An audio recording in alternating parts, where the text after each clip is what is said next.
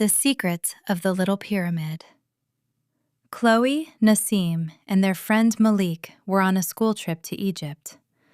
The bus was traveling through the desert, and the children looked out the windows at the golden sand, the palm trees, and the distant camels. When the pyramids appeared before them, they felt excited. Nassim whispered, "What if we found a secret door that takes us to the past?" Malik smiled and said, "The guide said there is a mysterious secret here, a hidden vortex in Egypt." Chloe laughed. After a while, they arrived at the marketplace. The place was full of colors and scents. There were many spices, beautiful fabrics, and dusty old treasures. Chloe looked around in amazement. Nassim and Malik walked up to an old woman and began examining the small objects on her table. Suddenly, Nassim saw a tiny pyramid the size of a finger. It was made of black stone and covered with fine carvings. "I want it," said Nassim quickly. He gave the old woman all the money he had. Then he lifted the pyramid in his hand. At that very moment, a ray of sunlight fell onto the stone.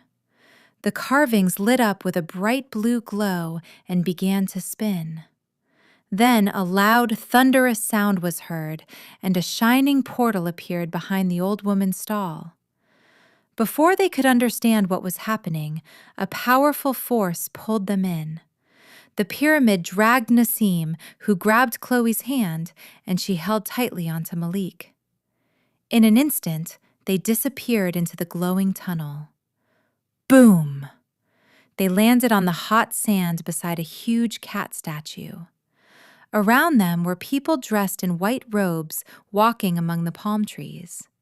Chloe shouted, "We are in ancient Egypt!" Suddenly, a guard wearing a helmet shaped like a falcon's head saw them. He raised his spear and shouted, "Intruders!"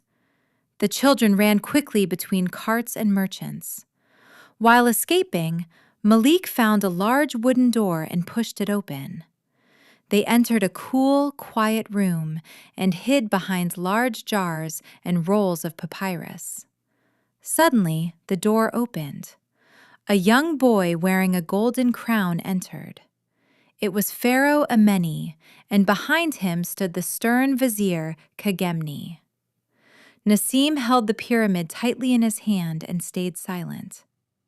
The vizier moved closer to the jar behind which they were hiding. He was about to see them.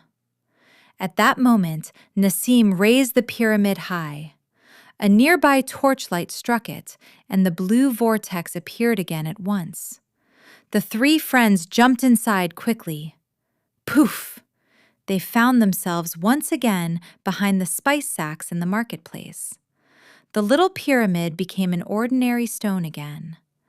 Nassim whispered as he slipped it into his pocket, "This is our secret. Don't tell anyone." Then they returned to the bus smiling because they had lived an adventure they would never forget.